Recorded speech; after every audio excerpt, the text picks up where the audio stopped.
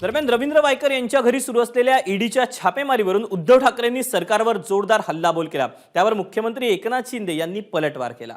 पाहूया। शेवटी जुलमी अत्याचार करणाऱ्यांचा अंत हा केलाच पाहिजे ही शिकवण देणाऱ्या रामाचं मंदिर उभं राहते। त्याच्यामुळे या जुलमी अत्याचारी राजवटीचा शेवट जनता करेलच, त्याच्याबद्दल मी नंतर बोलेन। आणि म्हणून तर आपण त्याला प्रभू श्रीराम किंवा भगवान कृष्ण मानतो, तर त्याच्यावरती मी नंतर बोलेन, आता त्याच्यात मी जात नाही। पण या जुलूमशहांचा निपात जनता करेल। ही राजकीय आमच्या ईडी आमचा महाराष्ट्र सरकारच्या हातात आहे का? आणि ईडी जे आहे, आणि जर समजा ज्यांच्याकडे काही चूक नसेल, कर नाही, त्याला डर कशाला असली पाहिजे?